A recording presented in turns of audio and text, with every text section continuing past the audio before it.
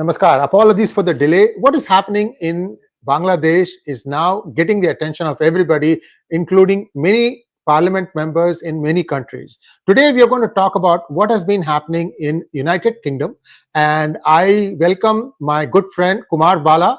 He's been very active trying to make this issue raised in the parliament. He is trying to create awareness among people, and we have a small plan to action, call for action for all of you also. We will give you all the information in just one moment. Kumar, namaskar and welcome to P Guru's channel. How are you? Namaskar, Fiji. Good to be here. I'm good, and you?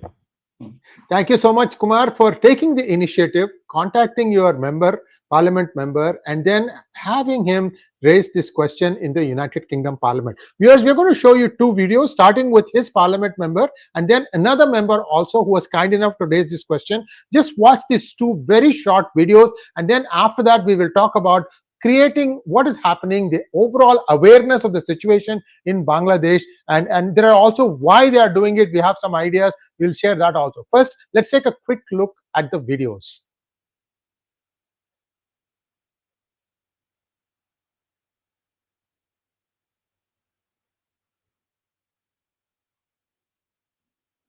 A number of members of the Hindu community in mid-Buckinghamshire have contacted me deeply concerned about the situation in Bangladesh, and I urge the Minister to take every diplomatic step possible. Bear with me for a minute. I think it started off in the middle. Let me start from the beginning. And this is Greg Smith, MP. Here we go. Challenging the foreign minister to government steps to protect Hindus in Bangladesh. Here we go. A number of members of the Hindu community in mid-Buckinghamshire have contacted me deeply concerned about the situation in Bangladesh, and I urge the Minister to take every diplomatic step possible to protect Hindus in that country. And in that vein, can I ask her if she believes whether Bangladesh's constitution, which guarantees equal status and equal rights in the practice of religion, does provide for a reliable legal basis through which to domestically prosecute cases of religiously motivated violence?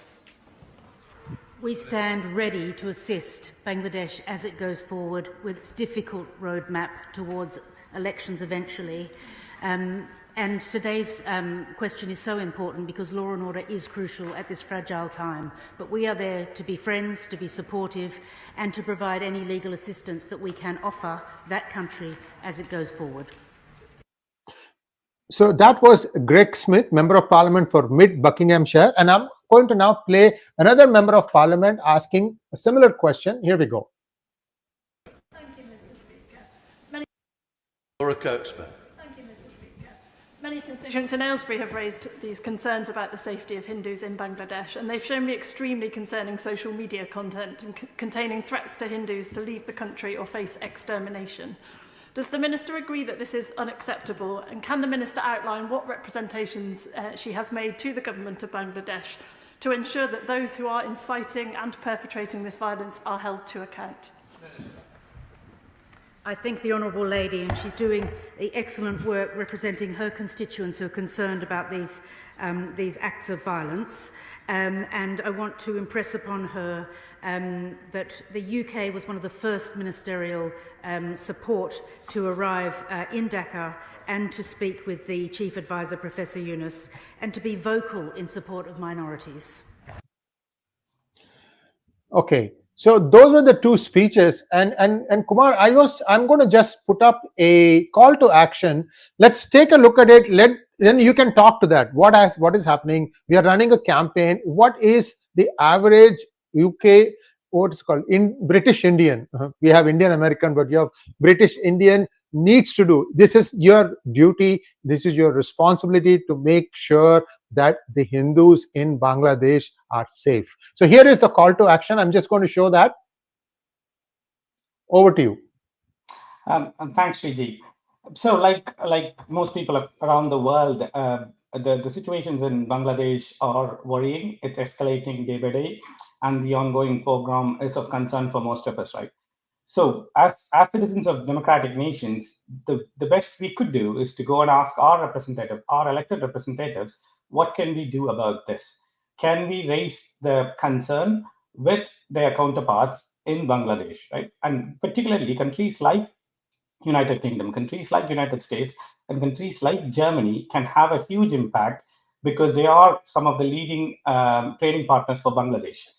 Interestingly, a couple of weeks ago, when Sri Annamalai ji was in Oxford, I raised the same point with him about what can be done to get Western governments to do something about it. And his point was that given the fact that these are large trading partners with Bangladesh, putting political pressure from these democratic nations on Bangladesh to do what is constitutionally guaranteed. The freedom of religion is constitutionally guaranteed in Bangladesh, and Western governments can put pressure to get the current Bangladeshi government to stick to it, right? So that is sort of where we started with. And it's not just a few handful of us. It's a large organization within the United Kingdom, particularly championed by Inside UK, as you can see here. The Buckinghamshire Hindu community is always active and constantly engaging with our elected representatives. So we reached out to the two MPs who work closely with us and have been supportive of Hindu causes, both within the United Kingdom and globally. They both took it upon themselves to raise this in the Parliament. So I think both as those of us who are resident in the United Kingdom should follow up with what Inside UK has done, sign up the petition, and so it gets forwarded to your MP, and then the MP can then ask FCDO, which is the equivalent of the External Affairs Ministry, to raise a formal dialogue with their Bangladeshi counterparts on this specific issue.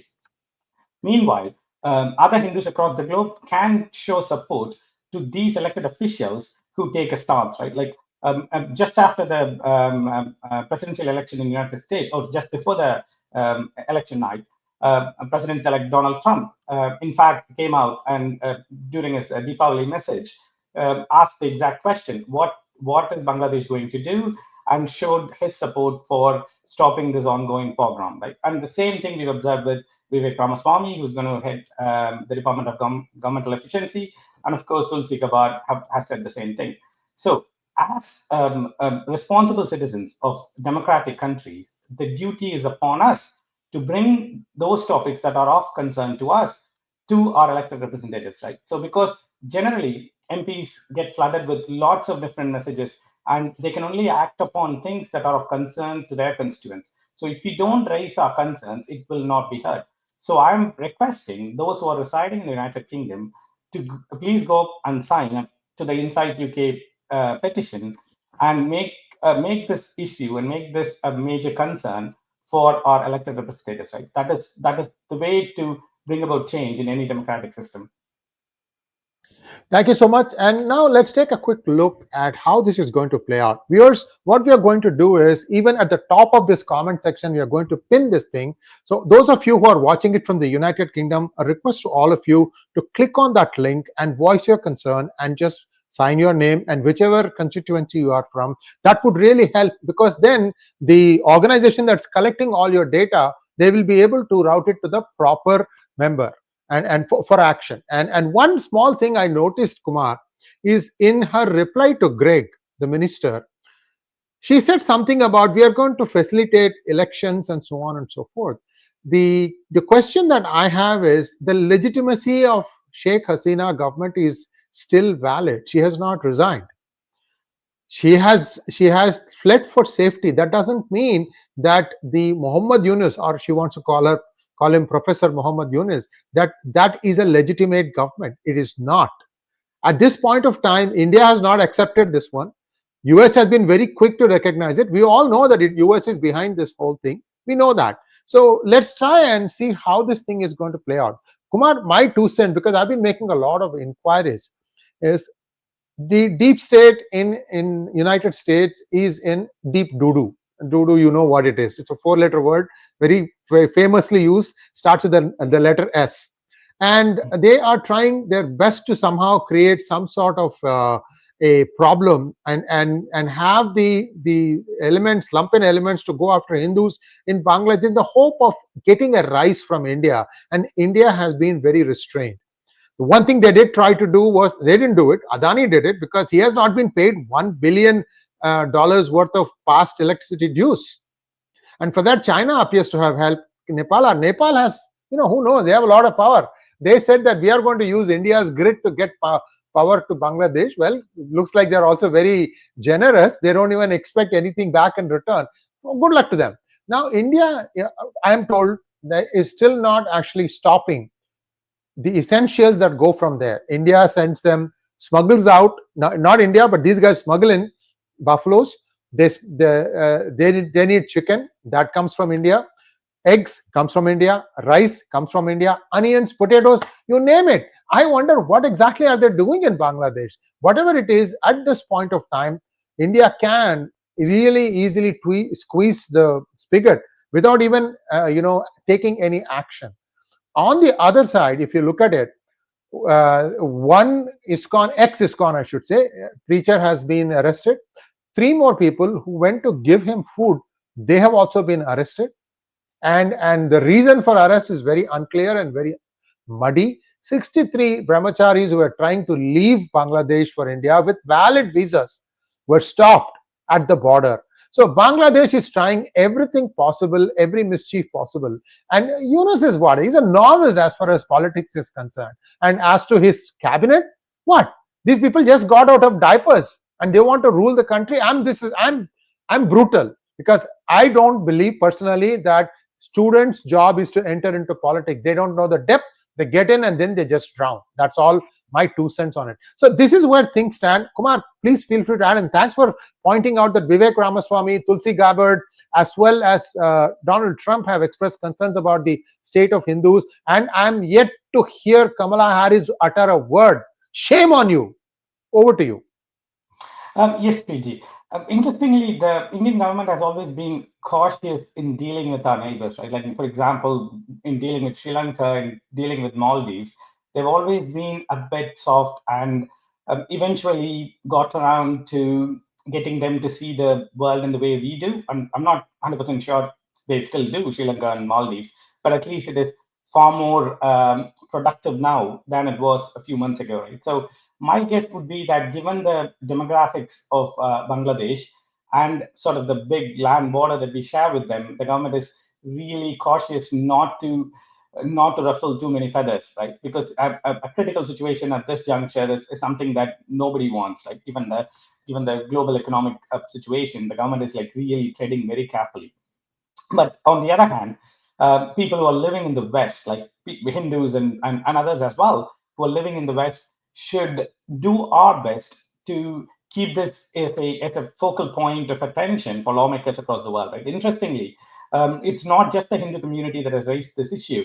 The Oxford Jewish Congregation wrote a letter in support of Hindus in Bangladesh who are facing persecution. Right. So a lot of other communities within UK and the US have voiced support for this. Right. So my sort of view on this is that while the Indian government tries to navigate this situation and get to a scenario where we can mitigate any sort of the sort of violence that civilians faced in 1970s, we shouldn't go anywhere near that, right? So the Indian government is really careful about not getting into a situation where it's large scale refugees and crisis is something that we need to avoid. But at the same time, we have something that we didn't have in the 70s, right? We have a diaspora that is highly influential. We have a voice in the West. We have MPs and senators and congressmen and even presidents and prime ministers who are willing to listen to our concerns, right? So what we are asking for is upholding international law such as freedom to practice religion, freedom to stop a pogrom is the least that we should be able to do. If we don't do this and then we drop the ball because all elected representatives are busy with multiple issues that they have to face on a daily basis, right? If we don't constantly keep raising this issue, it is going to go to a back burner, which is what we shouldn't do. We should keep this as a primary focus point so that the Bangladeshi government and the authorities are aware that the international community is looking at them. They cannot escape scrutiny and cannot escape international law when it comes to treatment of all religious minorities in Bangladesh. Right? So I think there is a lot that as diaspora we can do to make sure the international law and order is upheld. Thank you so much, Kumar. And viewers, there are a lot of people from Bangladeshi origin settled in Britain for a long time. And in fact, I think the son of Khalida Zia is living in UK. And we want at least 100 MPs to start asking this question. This is the beginning of a long trip. So please don't think that, oh, two people have already asked, two MPs have already asked a question, that therefore action is going to happen. Action is not going to happen so soon. We need you. Just click on this link. Please express your concerns. You're watching P Gurus, you're watching other channels. This is just not on. We are a civilized society. Human life has a value, and this is just abhorrent that they are trying to do all these things while still enjoying life, which is at the expense of the Indian taxpayer. That's all I'm going to say. Thank you so much, Kumar. And viewers, please look out for the links. It's going to be pinned at the top of this comments in this YouTube link, video. And please do your duty, and let's save our Hindu brothers and sisters. Thank you so much. Namaskar. Dhanyavad.